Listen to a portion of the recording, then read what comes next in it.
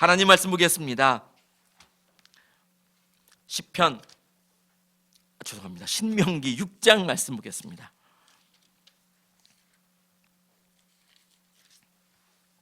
신명기 6장 4절부터 9절까지 말씀 우리 같이 천천히 합독하겠습니다. 읽겠습니다. 이스라엘은 들으십시오. 주님은 우리의 하나님이시요 주님은 오직 한 분뿐이십니다. 당신들은 마음을 다하고 뜻을 다하고 힘을 다하여 주 당신들의 하나님을 사랑하십시오. 내가 오늘 당신들에게 명하는 이 말씀을 마음에 새기고 자녀에게 부지런히 가르치며 집에 앉아 있을 때나 길을 갈 때나 누워 있을 때나 일어나 있을 때나 언제든지 가르치십시오. 또 당신들은 그것을 손에 메어 표로 삼고 이마에 붙여 기호로 삼으십시오. 집 문설주와 대문에도 써서 붙이십시오. 아멘. 어린이 주일이라 많은 교회들이 어린이에 관한 예수님이 어린이 오는 것을 막지 말아라 뭐 이런 것들 그렇게 많은 본문으로 삼아서 말씀을 할 텐데요. 저는 이 쉐마 이 말씀을 좀 잡았습니다. 그 전에도 한번 언급드렸지만 왜냐하면 이 본문이 유태인들 가장 먼저 성경 공부를 할 때 어린 아이들이 학교에 가서 제일 먼저 배우는 성경 본문이 바로 여기이기 때문에 그랬습니다. 이 말씀을 우리가 읽고 서로 나누면서 왜 이 말씀이 유태인들이 어릴 때 가장 먼저 배워야 할 말씀인지 좀 깨달았으면 좋겠습니다. 좀 잠잠하려고 그러니까 또 터졌어요. 그 며칠 전에 다 뉴스를 보셔서 아시나요? 네. 교회가 리더를 만드는 건 정말 중요합니다. 일꾼을 만드는 건 정말 중요하거든요. 가르치고 또 함께 기도하고 성령님의 인도함을 받게 하고 그래서 한 교회의 리더로 서는 건 정말 중요합니다. 그래서 가르치는 것이죠. 그런데 가르치다 못해 길들이고 그루밍 많이 요즘 듣는 말씀이잖아요. 그루밍 시키고 쇠뇌시키고 그래가지고 사람을 그냥 꼼짝 못하게 만드는 건 좀 아니라고 생각합니다. 저는 그 교회가 되게 건강하다고 솔직히 생각했었거든요. 가진 않았습니다. 그런데 가본 적은 없지만 많은 갔다 온 사람들 말을 들어보면 그 교회는 이렇게 목사가 설교를 하면 여기저기서가 아니라 대다수의 성도가 치고 있답니다. 컴퓨터를 노트북으로 기록을 해서 하나님 말씀을 이렇게 다 설교 말씀을 다 타이프 치고 이 타이프 친 것을 오늘 여러 가지 일들 때문에 못 나온 사람에게 딱 전해주고 이렇게 말을 들어서 저 교회는 참 건강하구나, 정말 교육이 잘 돼 있구나 라고 생각을 했었습니다. 어느 교회인지 이름 말 안 하겠지만 근데 그 교회에서 또 한 사건을 터뜨렸잖아요. 알고 보니 리더를 삼기 위해서 정말 억지로 긍정적으로 표현을 한다면 그렇게 리더가 된 사람은 어떤 풍파가 와도 흔들리지 않을 것 같긴 합니다. 나이트클럽 앞에 가서 조폭에게 전도하기. 그러면 조폭이 가만히 있겠습니까? 그러니까 옆에 또 있어요. 욕 먹을 때까지 전도하기. 그 조폭 앞에 가가지고 예수님 믿으십시오. 정말 대단한 용기죠. 그런데 욕 먹을 때까지 전도하기. XXX 삐 할 때까지 전도하기. 이런 말이 있습니다. 또 공동묘지에 가서 밤새도록 기도하기. 뭐 이런 것들 뭐 그걸 할 수 있죠. 뭐. 근데 하나님을 위해서 잠 안 자기. 며칠이고 안 자기. 똥 먹기. 이런 걸 왜 하는지 모르겠습니다. 인터뷰했어요. 목사님은 아셨습니까? 당연히 알지 않았을까요? 목사님 몰랐다고 말하는 거죠. 왜냐하면 그런 것들이 나가면 정말 문제되지 않겠습니까? 잠잠하려고 그러니까 또 한 교회에서 사람들을 일꾼 만든답시고 왜 무슨 게 변을 먹이고 사흘 안 재우고 근거 말씀 또 잡아요. 그 로마서 말씀인가 고린도 후서 말씀을 딱 잡아가지고 사도 바울은 그랬다는 거죠. 사도 바울은 내가 주님 때문에 잠 안 자고 먹지 못하고 맞고 욕먹고 이렇게 하면서 나는 주님을 전했다. 이 말씀을 근거로 일꾼이 되려면 잠자면 안 된다. 이렇게 욕먹어야 해야 된다. 뭐 이런 식으로 해서 또 한 사건을 터뜨렸습니다. 다 아시죠? 그 밑에 댓글에는 어떤 댓글이 달렸을지, 저 교회 잘못된 거야, 뭐 이런 말들이 전혀 달리지 않습니다. 그래서 하나님 믿는 것들은 잘못된 거야, 안 되는 거야, 그러니까 개독교인 거야, 이런 글이 달립니다. 그 교회를 욕하고 그 목사를 흉보고 그런 댓글은 전혀 달리지 않습니다. 그래서 뭐든지 내가 중요한 겁니다. 내가 정말 중요하게 잘 서 있어야 됩니다. 나는 기독교 하나님의 대표자다. 그냥 한번 따라해 볼까요? 이건 그루밍 아닙니다. 입술로 고백하는 겁니다. 나는 하나님의 대표자다. 여러분, 이 믿음이 우리에게 있어야 될 줄로 믿습니다.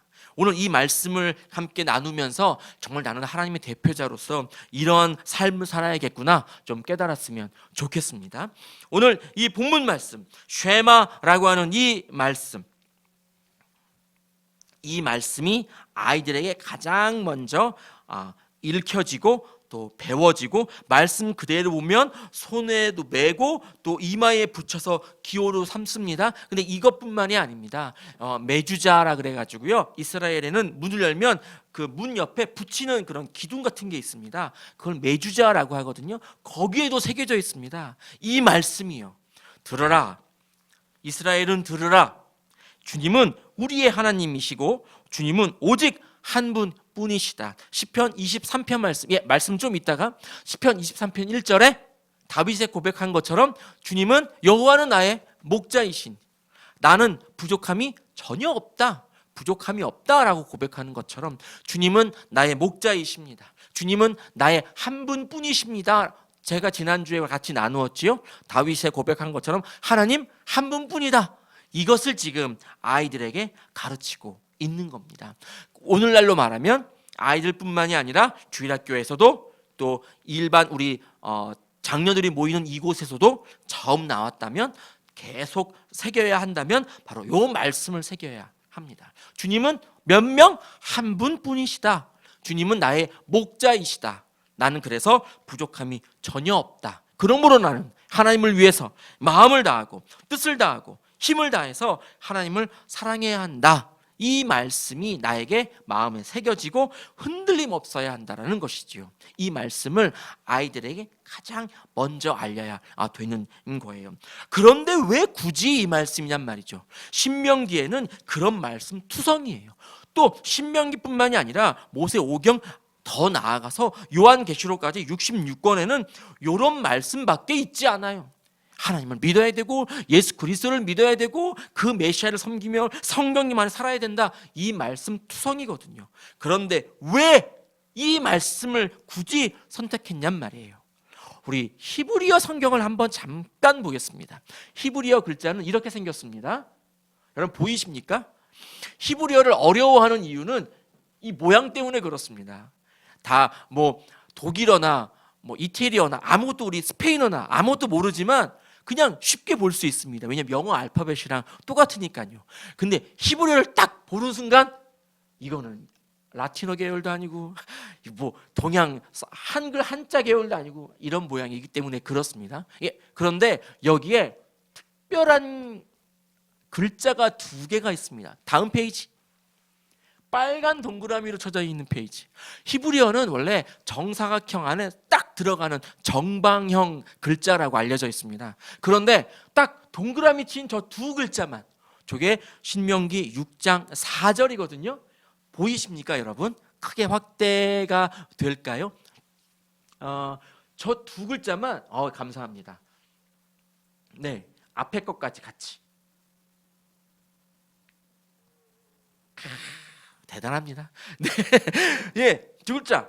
저것만 성경 39권, 히브리어로 된 39권 중에 딱 두 글자, 저것만 저렇게 조금 크게 써 있습니다. 그러니까 분명 저거에 무슨 의미가 있다라는 거예요.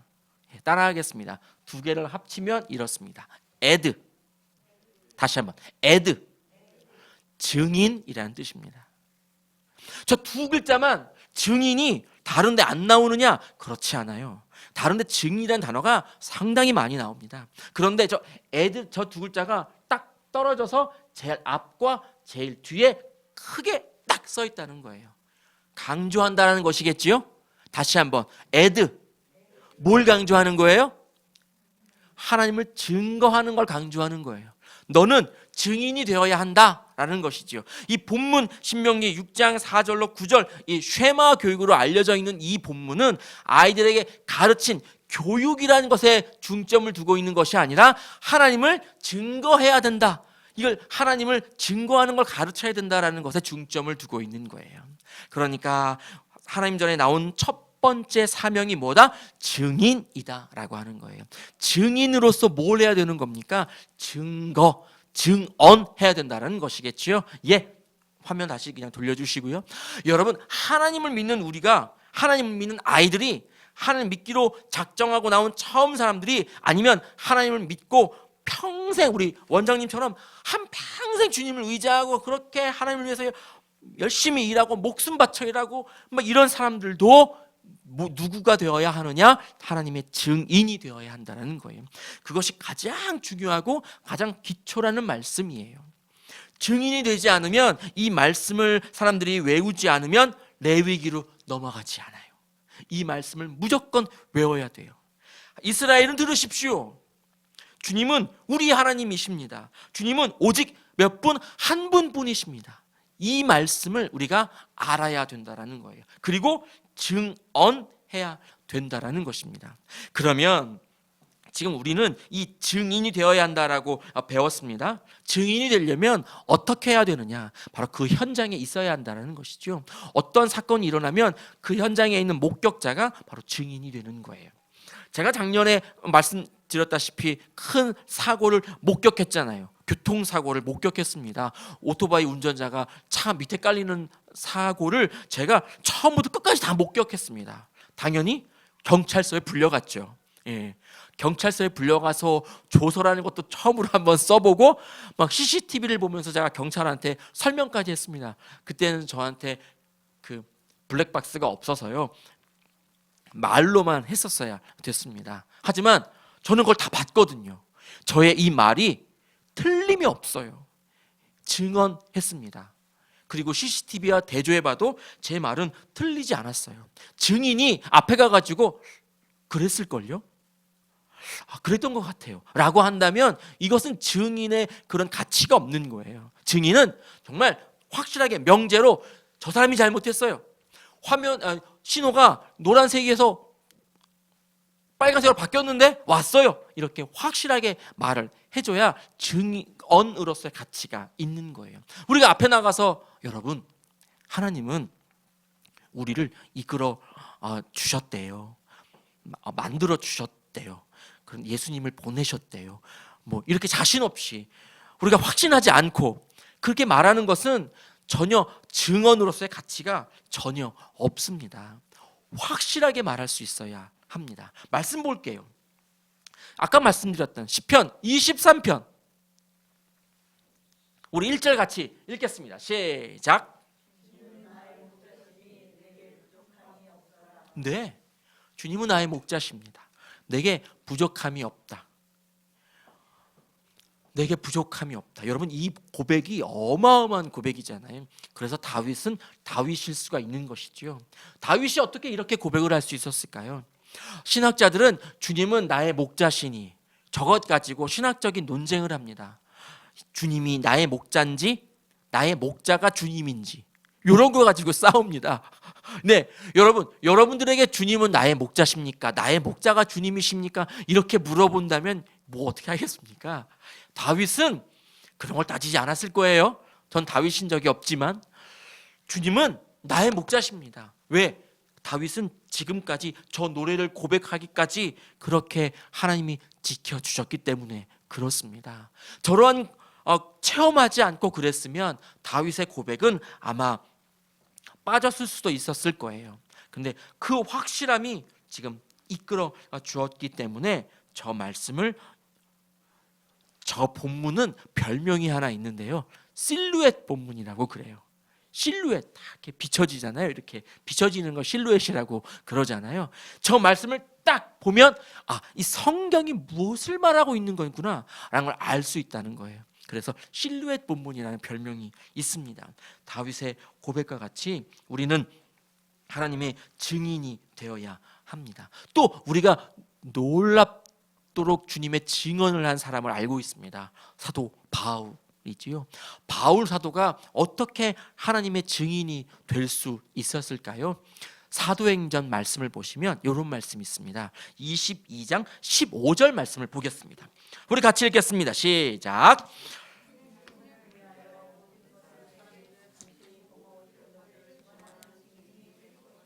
네, 지금 아나니아 선지자가 바울 사도에게 하나님의 명령을 받아서 기도해주고 그의 눈에 있는 것들을 벗겨주시는 그 후에 아나니아가 바울에게 말하는 거죠.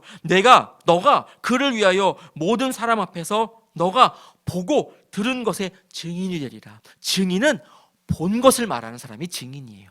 들은 것을 말하는 사람이 증인이란 말이에요.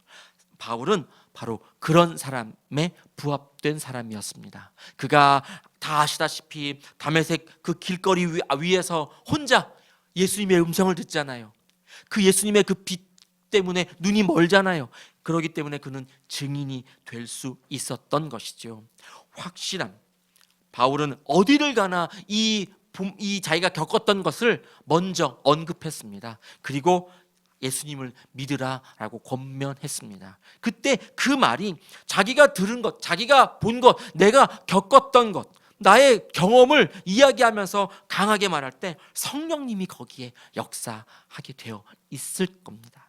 여러분, 성령님이 그렇게 역사하실 수 있도록 그렇게 전할 수 있는 사람이 되어야 합니다. 그 전할 수 있는 사람이 되기 위해서 내가 먼저 그러한 일을 경험할 수 있는 사람이 되어야 합니다. 늘 끊임없이 기도하고, 마찬가지 박상범 목사도 창피하지만 더욱더 뜨겁게 기도해서 성령님의 응답 안에, 그 성령님 응답 안에 갇혀 있는 자, 그러한 자가 되기를 저도 소망합니다. 우리 모두가 그렇게 소망하는 자가 되기를 원합니다. 그러한 사람이 증언할 때 그 증언이 가치가 있는 겁니다. 또 하나, 증인은 거짓 증거하면 안 됩니다. 거짓 증언하면 벌 받는다고 잠언에서 말씀했습니다. 그렇기 때문에 우리가 거짓 증언이라는 것에 두려움을 가지고 나가야 됩니다. 바울도 말했습니다.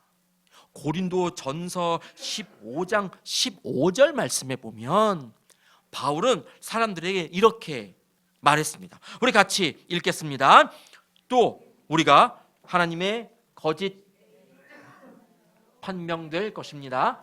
그것은 죽은 사람이 살아나는 일이 정말로 없다면 하나님께서 그리스도를 살리지 아니하셨을 터인데도 하나님께서 그리스도를 살리셨다고 하나님에 대하여 우리가 증언했기 때문입니다.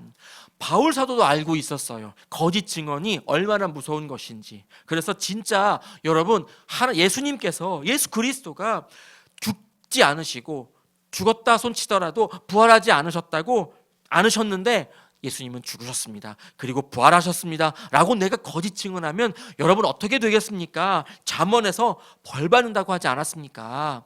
여러분, 제 말이 거짓이 아님을 확신합니다. 이렇게 말을 했을 거예요. 고린도 전서 15장 2를 통해서 그러므로 여러분, 예수 그리스도는 확실히 여러분 때문에 죽으시고 여러분을 위해서 부활하시고 여러분에게 구원과 영원한 생명을 주셨습니다. 제가 지금 이렇게 복음을 선포하는데 아멘 하지도 않고, 여러분, 예수님이 우리를 위하여 죽으시고 우리를 위하여 부활하셨습니다. 그래서 우리가 영원한 생명과 구원을 받고 지금 이 자리에 나와 있는 줄 믿습니다. 여러분, 이 복음을 증언할 때 사도 바울은 그것이 거짓 증언이 아님을 확신했습니다. 우리들에게 그러한 믿음의 확신이 있어야 할 줄로 믿습니다. 하나님 우리를 인도하셨잖아요. 너가 할 수 있다는 거예요. 너가 진짜 증인이 될 수 있다는 거예요. 그 믿음이 우리들에게 있어야 합니다. 많은 사람들이 주님을 외면하고 많은 사람들이 주님을 욕할 때 이스라엘 백성 너만은 지금 다른 가나안 족속들이 많은 주님을 원망하고 주님을 외면하고 주님을 욕하고 있을 때 어린아이 너는 내 사랑하는 아들 너는 하나님의 증인이 되어야 한다. 예수님의 그때는 예수님이 안 계셨으니까 메시아의 증인이 되어야 한다 라고 가르쳤던 것이지요. 그리고 증인이 되기 위해서 너의 삶이 먼저 하나님의 규례와 율례와 법도를 잘 지켜야 한다라고 말했던 것이죠. 증인이 되어야 한다는 6장 4절 이전 5장에는 출애 뭡니까? 10계명 말씀이 있습니다. 10계명 말씀을 먼저 언급하고 그리고 6장 4절에서 너는 잘 지켜서 증인이 되어라 라고 권면하고 있습니다. 그것을 아이들에게 전수할 수 있어야 합니다. 저는 가장 부러운 게 모태신앙인이에요. 예, 몇몇 분 빼고는 다 지금 모태신앙인이거든요. 참 부러워요. 예, 그런데 모태신앙인들 말들을 들어보면 대다수의 분들이 그냥 그렇게 믿었어요. 그냥 뜨뜻미지근하게 믿었어요. 그냥 태어날 때부터 나는 교회 다니는 사람으로 운명 지어졌어요. 뭐 그렇게. 심지어 어떤 분은 저는 그래서 종교의 자유가 없어요. 이런 사람들이 또 있습니다. 예, 저기 우리 뒤에 우리 문정근 집사님도 태어날 때부터 나는 교회에 갔어요. 이거잖아요. 참 부럽습니다. 예, 왜 우리 어머니 나를 사랑하는 우리 어머니. 네, 여러분 믿음이 전수되어야 합니다. 내가 믿음의 1대 사람이건 2대 사람이건 아니면 3대 4대 이러한 사람이건 간에 중요치 않습니다. 믿음이 나에게서 끊어지면 안 되는 것이죠. 내가 또 시작이다. 내 믿음을 전수해야 된다. 여러분 이것 행할 수 있는 사람이 되어야 합니다. 그래야 우리가 하나님 앞에 나아갈 때 칭찬받을 수 있을 겁니다. 오늘날 코로나 때문은 아닙니다. 많은 교회 주일학교 아이들 수가 예전에 비해서 약 41% 줄었답니다. 물론 아이도 낳지 않고 점점 어린 아이들 숫자가 줄어들기 때문에 그것은 당연하지만 41%나 줄어들었다는 것은 그만큼 아이들에게 믿음이 전수 안 되었다는 거예요. 다르게 말하면 부모님들이 하나님 예수님의 증인이 못 되었다는 거예요. 예수님의 그 놀라운 사랑을 온전히 증언하고 나아가면 주일학교는 막 미어 터지지 않을까 싶습니다. 그런데 아직 물론 우리 교회도 그렇게 형성이 되어 있지는 않지만 하나님께 죄송한 마음이 있습니다. 많은 교회들이 그럼에도 불구하고 다 없어지고 이러고 있다고 그럽니다. 그것에 우리가 좀 통탄하고 회개하고 우리의 믿음이 입술로 증언될 수 있도록 기도해야 되겠습니다. 증언이라는 말은 기억하다라는 말에서 비롯됐고요. 기억하다는 말은 말하다라는 말과 연결되어 있다고 그럽니다. 히브리어가요. 여러분 우리가 그 말씀을 기억했으면 말할 수 있어야 합니다. 외국어 공부하는 첫 번째가 기억해야 되는 거예요. 외워야 되는 것이고요. 두 번째가 그것을 말해야 되는 거예요. I'm a boy 그랬는데 이것을 나는 기억하고 있는데 외국인 만났을 때 쭈뼛댄다면 그는 아는 문장이 아니잖아요. 그런 것처럼 내가 나를 구원해 주시고 이끌어 주시고 구원으로 영원한 생명으로 인도해 주신 분이 예수 그리스도이십니다라는 것을 알고 있지만 그것을 말하지 않으면 아무런 효염도 없는 헛된 믿음입니다. 우리가 그것을 말하고 선포하고 나아갈 수 있어야 하겠습니다. 이사야 44장 말씀에 보면 이런 말씀이 있습니다. 이사야 44장 우리 8절 말씀 읽어볼까요? 읽겠습니다. 시작. 너는 떨지 말아라. 겁내지 말아라. 내가 예전부터 너희에게 이미 예고하여 주지 않았느냐? 나는 예고하였고 너희는 이것을 증언할 나의 증인들이다. 나밖에 다른 신이 또 있느냐? 다른 반석은 없다. 내가 전혀 아는 바 없다. 아멘. 하나님께서 이스라엘 백성, 사랑하는 이스라엘 백성에게 거기서 조금 더 줄이면 이사야와 같은 아주 건강한 그런 신앙인 하나님의 일꾼들에게 보여주었다라는 거예요. 알려주었다라는 거예요. 그런데 왜 너가 떨고 있느냐? 주변에 막 적들이 포위하고 있어도 떨 필요 없다. 나밖에 더 있느냐? 너가 그것을 증언해야 되는데 어떻게 너가 떠느냐? 주님이 이렇게 책망의 말씀을 하고 계십니다. 이사야 43장 44장은 이스라엘 백성은 하나님 나의 증인이다 라고 하는 그런 말씀으로 가득 차 있습니다.